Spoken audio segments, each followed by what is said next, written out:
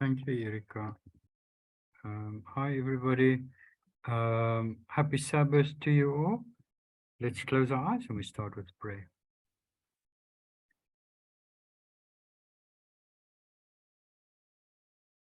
Mighty God, thank you that we have the opportunity and the means that we can each sit and we can talk to each other wherever we are in South Africa and even over the world.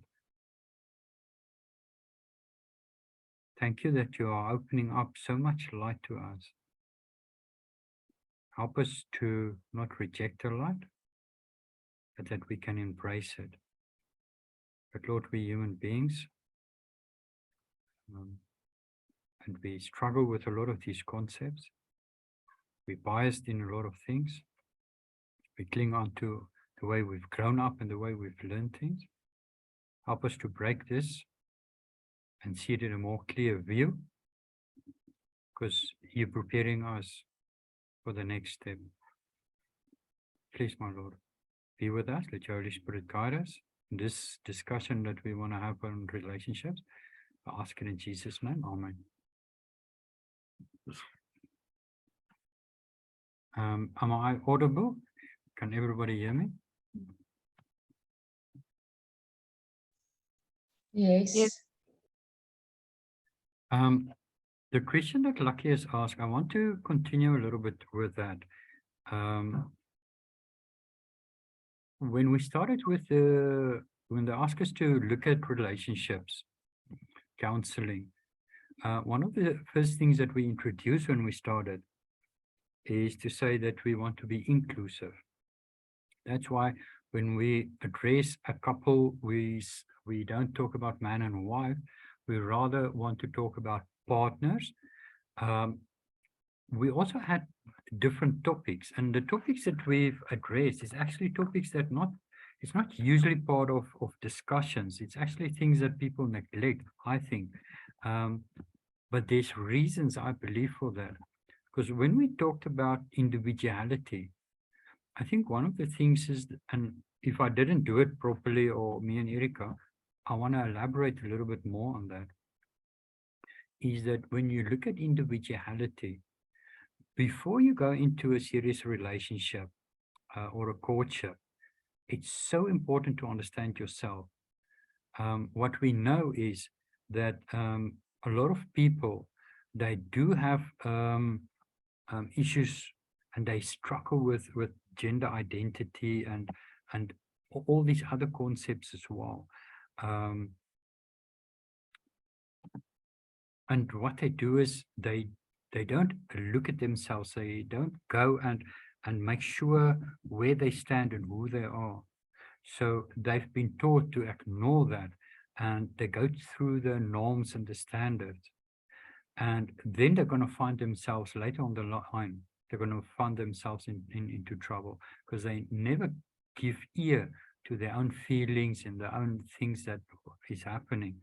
So one of the things that's so important when you look at a relationship, and I want to again address that, is each individual have to look at themselves, especially with all the information that's coming out now, and understand themselves. There's always a good saying, every year you make a resolution to change yourself. This year, make a resolution to be yourself. And I think this is something that people neglect. They don't look at themselves. They look at the norms, and they are pressured into relationships and pressured into certain things. If you look at other cultures, you'll see even women don't even have a choice to marry, or even a choice to whom they are married. They are forced into these relationships and these marriages. And we will see that this is problematic everywhere. So coming back to look at our experiences as individuals, we each got a background, we each has been brought up a certain way. And unfortunately, we've been brought up in a patriarchal system. A lot of the times the father wasn't there, or he was abusive, or is abusive. The father figures was totally distorted. And a lot of the times the people did not experience love when they were being brought up as children and even into adulthood. So what happens is a lot of the time is they they're searching for love, they're searching for that acceptance that they never had. And that's why they will accept even an abuser, because in some way or some form, that person is giving them something that they lack. They call it love, they call it um, the people are seeing them. But that's why sometimes we struggle when you look in abusive relationships, that people don't want to recognize their abuse. They don't want to recognize these problems because they are just happy to get something, to get some love or some attention. And this is really a sad story because we find it everywhere. And the topic I want to talk, or we want to talk about today, is privacy within a relationship or a marriage. And you can't discuss privacy without looking at certain external factors. And again, I want to come back, and this is why it's so important and so beautiful what Erika is doing now. And she's giving us more and more information about the LGBTQ, because what we can do is now, it reflects back to us. So now we can look back to ourselves and we can identify ourselves and we can look at ourselves and uh, understand who we are, not just in the gender part, but as a person as well, because that will help you in the long term with your partner and where you're going to look at that. And again, I want to bring back, I don't think we understand the importance of a platform of the Midnight Cry message, the complete message, coming all the way to us, to understand the issues of equality, the issues about all these aspects, sexism, patriarchal, and all those things. Because the minute we go into a relationship and one of those partners are not standing on that platform, it's a beginning of a recipe of disaster. Yes, people can change, but we also know that change is difficult and we are not able to change our partners most of the times. Individuals can change themselves, but we also always think that, yeah, once we're getting married or once we're in this relationship, I'll change that from a person, or I would like to change that. And we're making huge mistakes when we do that.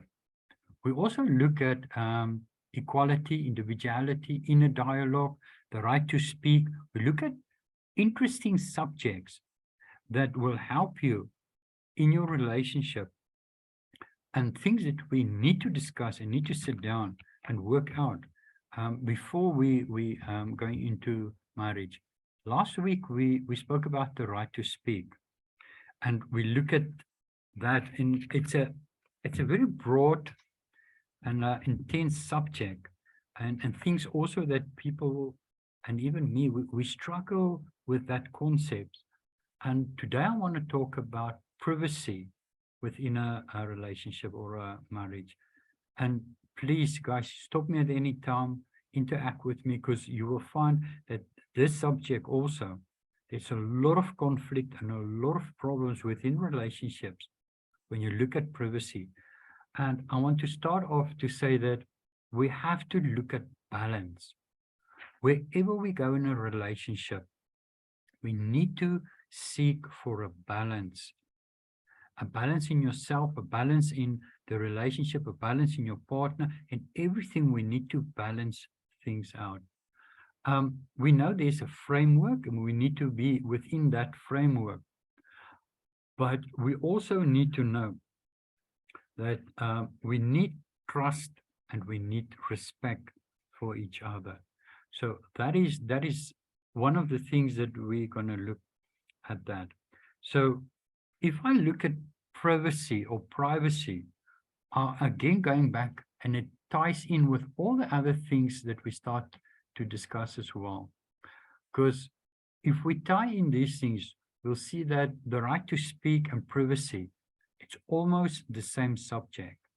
And there's a lot of things that will be the same as what we discussed last week. But also I want to say that all these subjects that we're talking about, they are all linked one to another. When we look at individuality and you look at privacy, you will see that as linked. The right to speak, trust, respect, communication, all these things are linked one to another. And if you neglect one of these things, it will have influence on the other one. If I look at the relationship, we said we can break it down in three different, let's say, subcategories, if that would be the right way to look at that. We look at an open relationship where people can look into and this is your friends, your social activities and all those things. Then the second one, we look at your close or your private relationship. That's usually when you and your partner are alone. And then the third one, and this is something that we're also going to look at today, and I would like interaction on that. That is the individual. That means it's your history, it's your background. It is who you are. And let's start and look at privacy. Okay. Again, I want to just make this note. Each person is unique and each relationship is unique.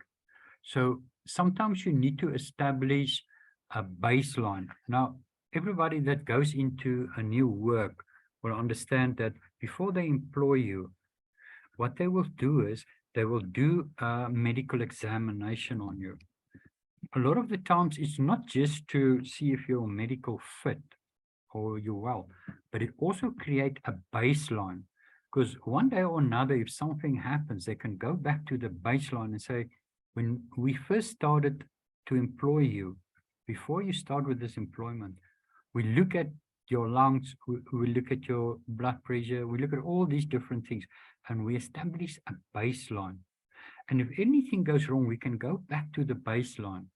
And this is also something that is critical when you go into a relationship. Between your partners, you two, you need to establish a baseline. And this is where we said that, and Dorina said it very beautiful, to say that before you work, you go through induction, know the ins and the outs and the rights and the wrongs and the do's and the don'ts and all the information you need to know before you can start working. And this is the same with relationships. Sometimes what we do is we've got a feeling or we got an emotional attraction to somebody and we start pursuing that, but we don't bring in all these aspects. And you're not prepared when you step into that relationship, or there's things that you have not sorted out. And some of them are just waiting and lying there, and it's going to start irritating and it's going to start creating problems. So that baseline includes that you sit down and you discuss issues. Like we said, have you and your partner discuss the issue to say, if we get into a fight, a disagreement, a problem, have you ever sit down and say, how are we going to handle that situation? What is the way that we're going to approach it? What are we going to say or not say? And determine a baseline, a platform, because it will happen.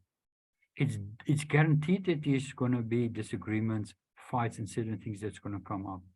And once it comes up and you got some sort of a baseline, some sort of a way that you know how to deal with it, I don't say it's going to work 100%, but it empowers you to know what your steps are. And it also empowers you, especially the women, to stand up. And they've got the right to speak then and say, remember, we've talked about it. Remember, I've got rights. Remember this and remember that. But it's between you guys to set up an agreement on that. And this I want to carry over to privacy, because here it's easy to step on somebody's toes. Because as individuals, privacy can mean different things to different couples, depending on how open or conservative you may be. it will varies from people to people. Privacy is a branch, and it comes from trust and respect. When done right, marital or your relationship privacy uh, will definitely be advantage, and it will be a good thing if you know it. So the other thing that I want to say is privacy, especially in the marriage or in a relationship, is about setting boundaries between sharing important things and also to make sure within those boundaries, things that you decide on not to share. And last week, we also talked about things that you can share, the right to speak and those things. So I'm going to just use some examples. Let's go and look at individuals, because that is maybe the easiest way to start that. If you look at two individuals in a relationship, let's look at examples, what is private to an individual. And I've just made some examples, and it would be good if we talk about it. One of the examples is a previous relationship. That means that your old flame, the things in the past, and it's not necessary that you're feeling comfortable or you feel it's a private matter that you do not want to discuss with your mate. But again, it's up to you guys to decide whether you will or will not. It might be that one partner will feel more free to talk about these things, but it's also good to understand that the minute you open up that conversation, it's going to be emotional and it's going to be difficult for the other partner. So this is also things that you need to consider yourself as an individual before you go into that and discuss these things. But this is just one aspect that I think it's something that might be a private issue for an individual. A second thing is, for instance, bathroom habits. These things that you don't want to discuss with anybody, not even your partner. And that is your right. And that is privacy that you are entitled to. Then the other thing we can look at is when you're grown up, childhood abuse, things that you experience in your life that you don't feel comfortable, that you feel that is privacy to me. I don't want to discuss it. If you want to do it, that's fine. We also discussed it last time, and Erika also looked at that if your partner decides to talk about that, you do not have the right to keep them quiet and shut them down.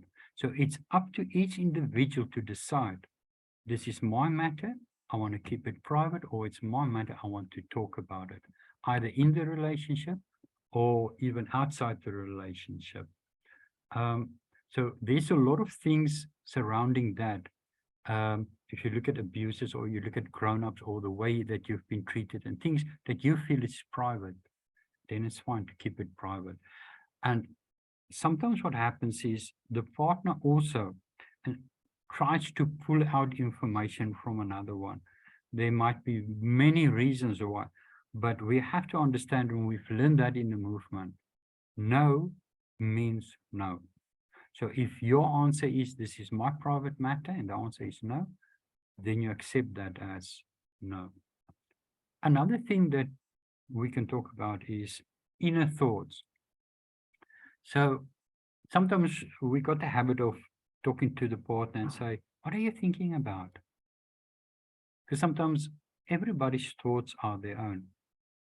And I feel sometimes my thoughts are private. It's mine. I don't want to share that. Some people feel different, but this is things that I can just think about that might be private issues. I don't know if anybody want to just add from that list and share some of their things that they feel it's private.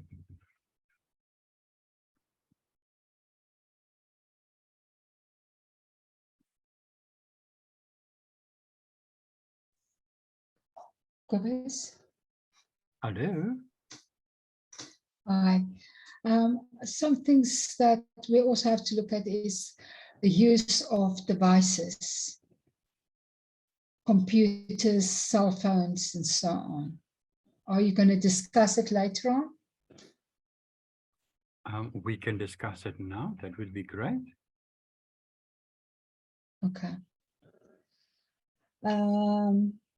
You have to have you have the right to your own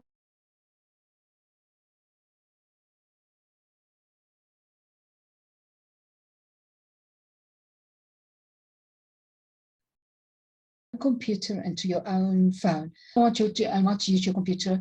I want you. I need to, and I think you have the right to privacy on that. And I think Paul Miner also mentioned that when we did that, when he did that marriage counseling, he said it very clearly.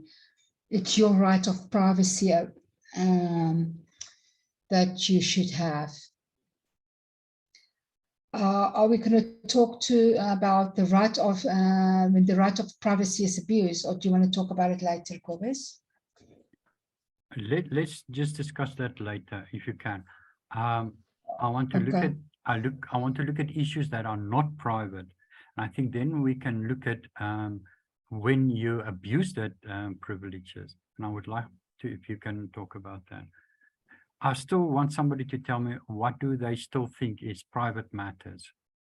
I've mentioned a few. I don't know if there's any more. I think there is. But the more we share, the more we can help each other.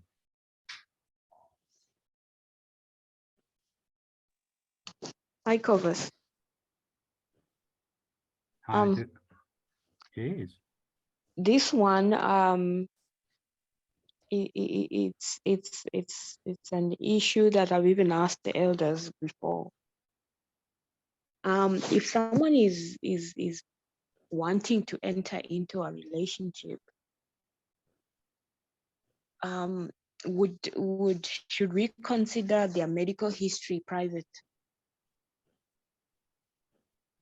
Well, I've got an interesting thing. It's exactly my next issue that I want to talk about, to say what is not private.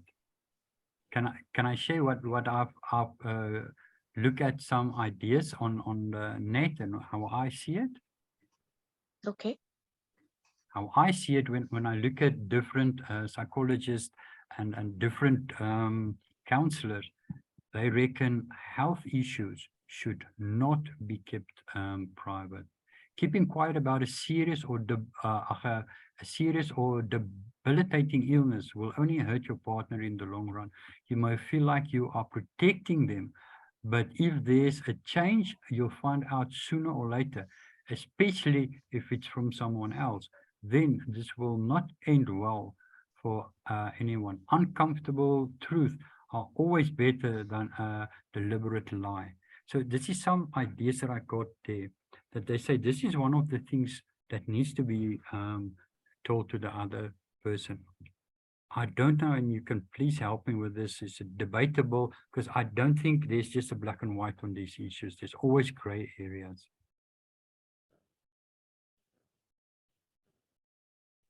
The thing is that when it comes to health issues, as you've said, these health issues eventually come out. And you know, like in South Africa, it's against the law for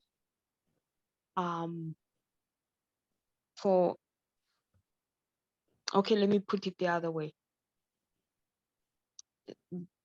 The other way is that in South Africa, if let's say for example, a person is HIV positive, they don't have to ever disclose their status to their spouse ever. And so this is what provoked this thought in my mind, is that,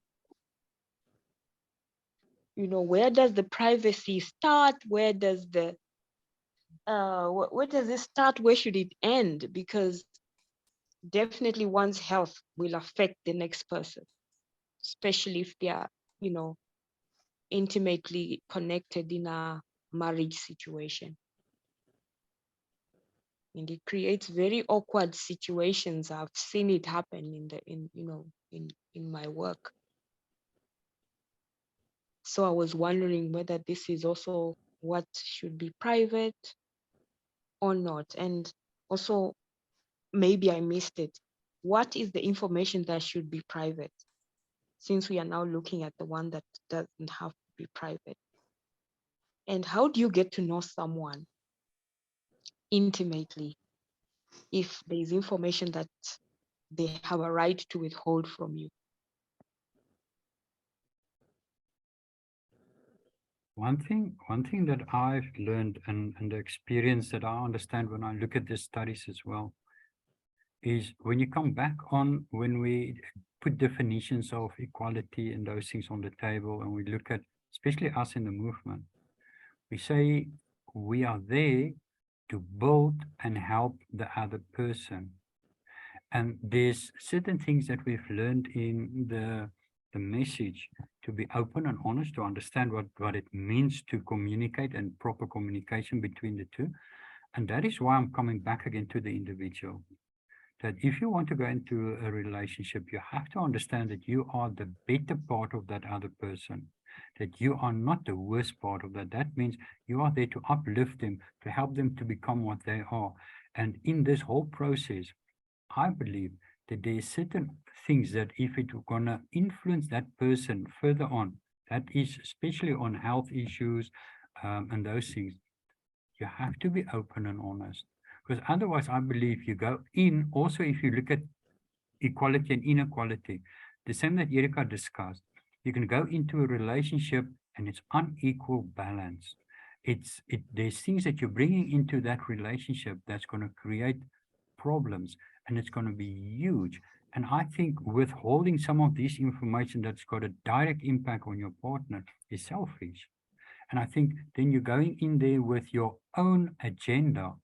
And I think at the end of the day, if you look at what Ellen White says, and she defines a lie, and this is very interesting. She says, if you change the truth, even with the tone of your voice or your intention, or you neglect to say certain things, it is a lie. So my view is, and of course it's not just black and white, my view is still that I understand there's private matters and issues, but also we need to be very careful not to start lying to each other and fooling each other and have the wrong agendas to go into relationships. And I think that is difficult to just put a specific thing there and said you're not allowed, or don't use this, or disclose that. I think it still has to be a joint venture of two people that are willing to say, I'm willing to share my life with you, but I'm also willing to share the bads and some of these things. That includes health and conditions and all those things. And I think we have to be open with that, because the other partner needs to make decisions, and their decisions are based on the information that you're bringing to the table. And if you're bringing disinformation or a wrong stream of information, he's got the right to reject that and say, I cannot go into this relationship, I cannot trust this person, or whatever. So I think this is a very sensitive issue, but I think it's an issue that we need to discuss and get some ideas around it. Can I have an opinion about it?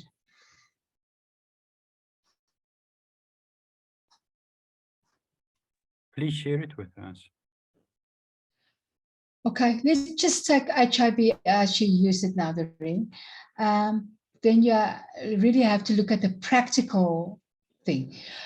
If that person is using not medication, it means then it's sexually transmittable. Then it puts that other person's life there. So it must be disclosed. There's no two ways about it, or it's murder. Because if you know you have a transmittable disease and you on purposely withheld that information that can kill somebody else, that is very, very bad. That is just, you use it like a knife then, you're killing somebody. So I think it really must be disclosed. If you should use the medication, I know I'm not so up to date as you are doing, but I know there's medication now for HIV that it makes it that it's not transmittable. Am I correct?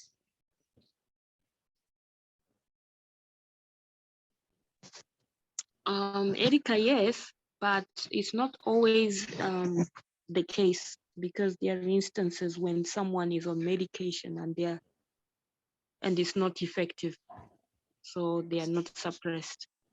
So then what should happen? Yes, that's why my feelings are very strong about it. Is even that person is on medication, there's still that chance that he can infect that person's partner.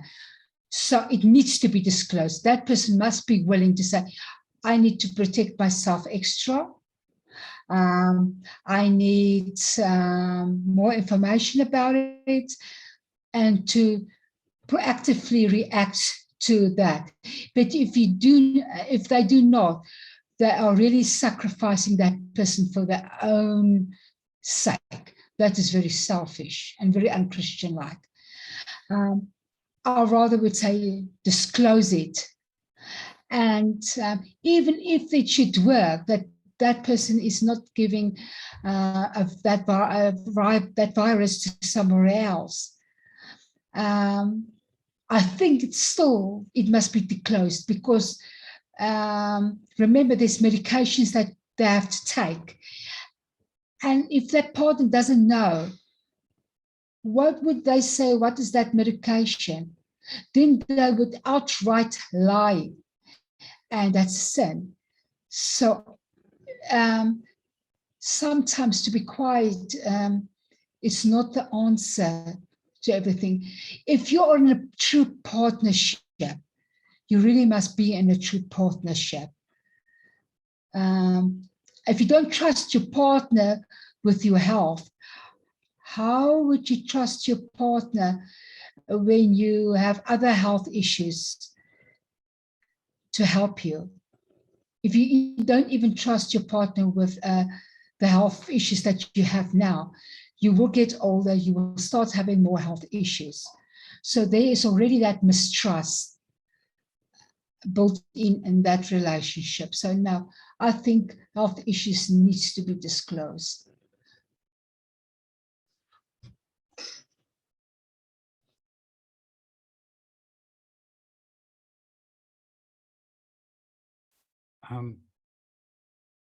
We can come back to this one if we want to, but this is something that I've found wherever I go, that this is a must to open up to your partner is health issues.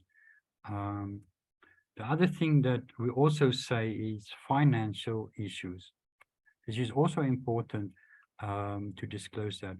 Now, when you go into a marriage, then there's different options that you can go and decide on how you're going to get married within community. There's so many options that you can do.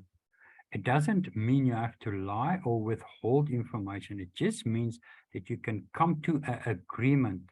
And a lot of these agreements, is like, I had certain money, or I've got a property or whatever, and I want to keep it to myself, and it's not coming into the marriage. And that is agreement and a contract that you go to a lawyer, and you can put all these things into a document, and you can agree on that. So it doesn't matter, mean that you need to share everything that you have, and the things that you've built up in pension funds and all these things. It just means that if you do a proper communication, you agree on terms and conditions before you enter into a marriage. And I think the whole courtship idea is to sort out these issues so that it will not come as a surprise or as a problem in the future. You can deal with that. If you come back to diseases and all those things, from experience is that if you know the problem, it can prepare you, and you can still make a decision to say, I want to go on. I'm happy with that condition. But it prepares you. It helps you to understand the problem, and it helps you as well, because you need to deal with that in some way or another as well. And you can prepare yourself, and you can deal with this. And sometimes those problems don't need to be a problem. It can still be a blessing if you accept it and you work with that in your relationship. So not everything is just a curse. You can do it, but then both people agree to say, this is yes, we're both happy with that. We know how to handle it and we can go on to that. This is how I understand that. Another one that I see as things that I think is also good to share is daily activities. That means where you work, your business, where it is, the environment, the people you're working with. I don't say every little detail and everything needs to be disclosed, but if you've got a good relationship, your partner will know what is your situation, where it is. And I think that is also very important, because sometimes you're going to spend a life together. You need to understand when your partner comes home, depending on the type of work and what they're doing and the people that they are in contact with, will have an influence on that person. So it will help you also to understand and deal with some of the issues and things that will have or be problematic for that person in its workplace. I mean, for now, Erika needs to trust me. I'm not at home. In the 31 years of marriage, we've never been separated. We never missed, at one stage we were saying we never even missed a Sabbath together since we started to keep the Sabbath years back. And now suddenly we only seeing each other once in a month, if the finances allow that. So I need to have trust in her. She needs to have trust in me. And by sharing my environment and what I'm doing and things, I think it's just good for her to feel at ease and for me to feel at ease of what's happening in her side. But there might be even things there that she might decide to say it's private to her. She's alone and there's things she doesn't want to disclose with me within a certain framework. And I also need to accept that, that she needs to do there. So what else do people think it's something that you feel you have to share with somebody?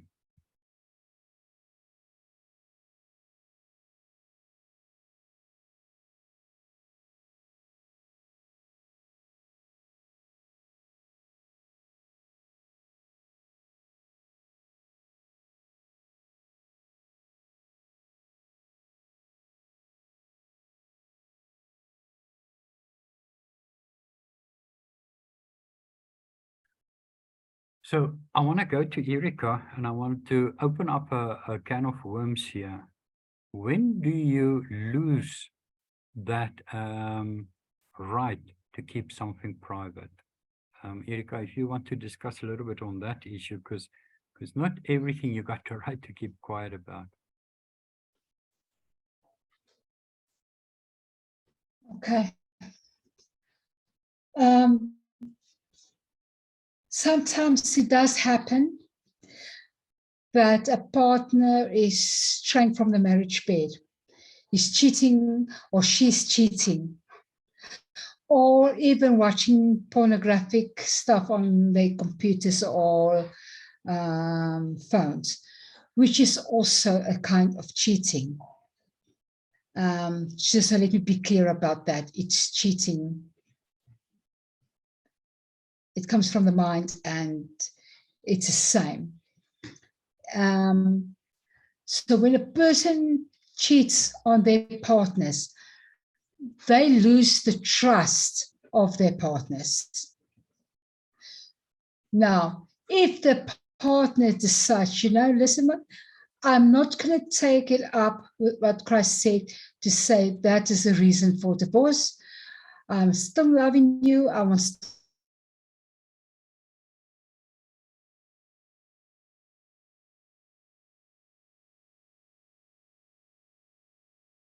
still want to be married to you, but I don't trust. They're going to give the marriage another try.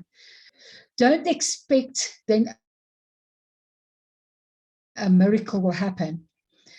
He will learn, that person already had lost the trust of the partner, and trust will take time to rebuild. So how does it then happen?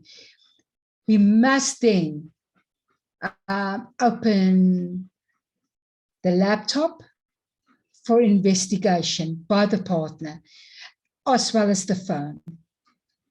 At any time, the partner will have the right to look at those two things till the partner is satisfied that trust is starting to build again.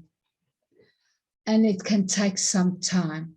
But remember, it's not the partner's fault. Trust, even a privacy has its limits. You can't have privacy if you cannot be trusted.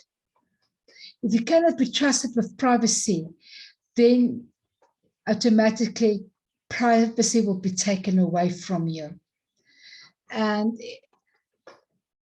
privacy is not automatically given in a relationship. Privacy comes with time.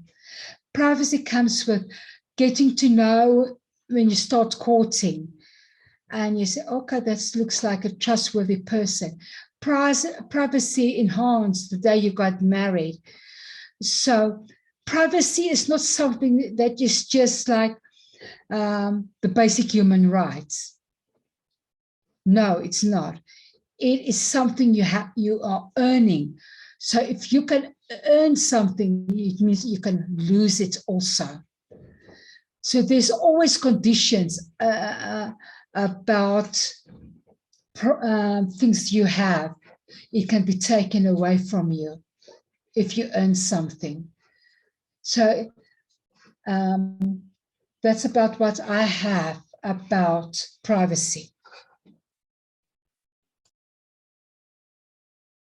What I want to do is I just want to flip the coin here, because what some people do is they sitting with, and it's, let me not go in there, but there's people that doesn't trust their partners without reason, and they want to force the people to say, I want to look at your information, I want to look at your browser, I want to look at your phone.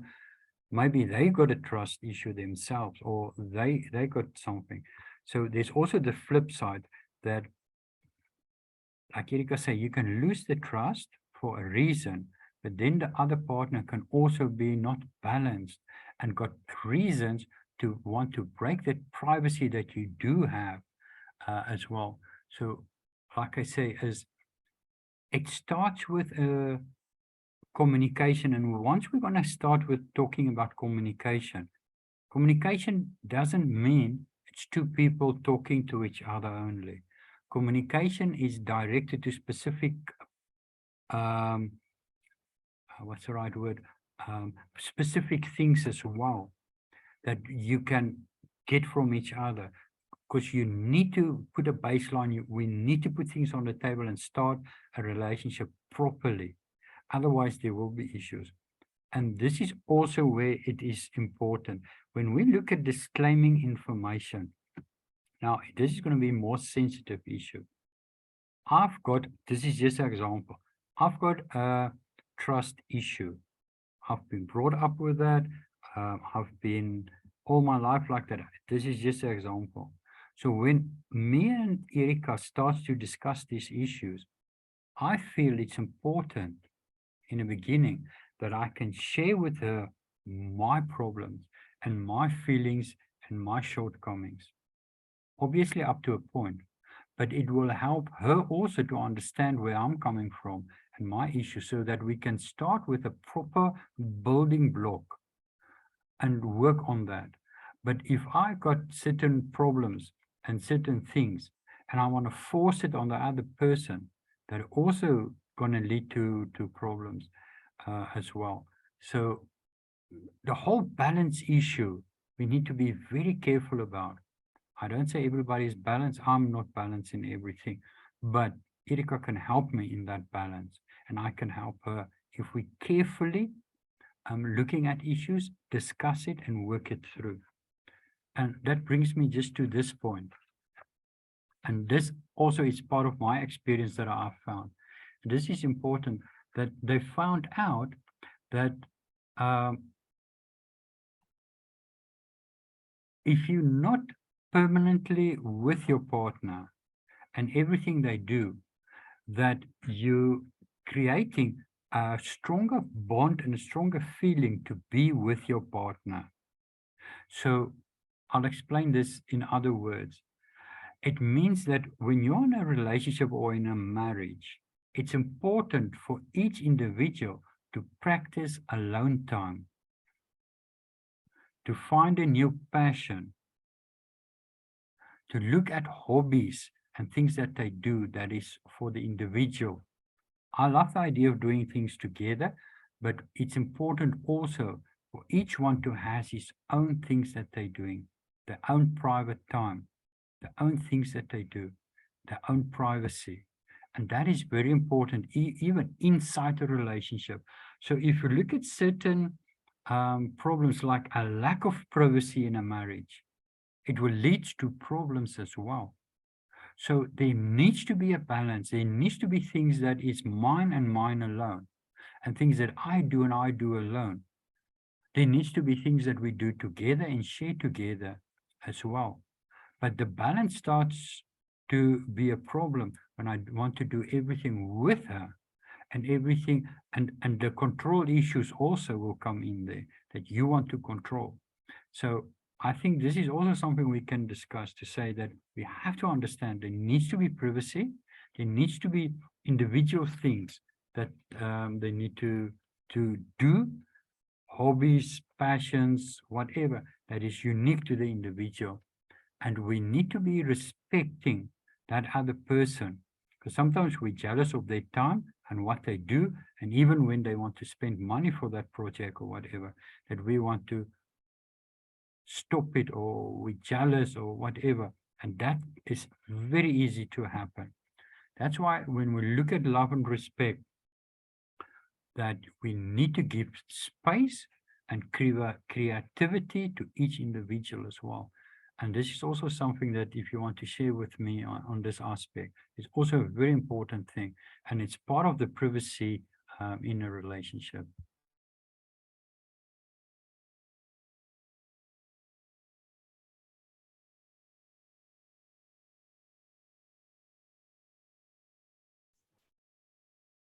Can I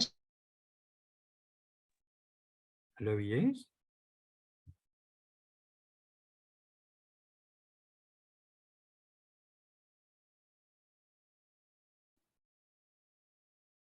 You're breaking up, Erika?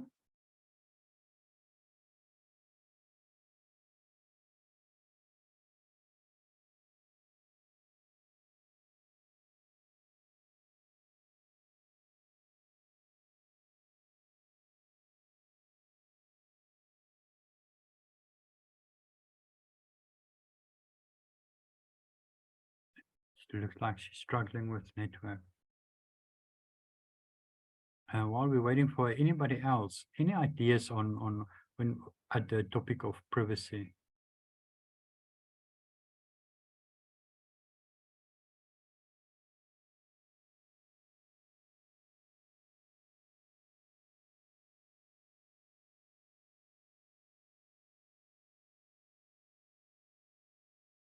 I don't know if Erika will come back. I'll just make a comment. I think when I said balance, I think, yeah, Erika just said she's no, I'm out. Oh no. No, I'm still in.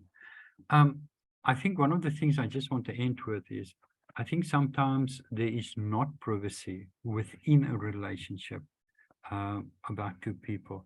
It might be too open, that people are forcing themselves and making sure they know and understand and control the other person and the privacy and those things. So I want to end with this, to say that look at, as individuals, your privacy. Stand on your rights of the things you feel it's private. Keep it there. Look at your own time that you're spending. Make sure you make your own special time for yourself, your own things that you're doing. That is things that helps building relationships, and things that we sometimes don't think about, that is issues that can create problems. So I don't know if there's any questions or additions or anything. I'll give some time. But that's about what I prepared for tonight.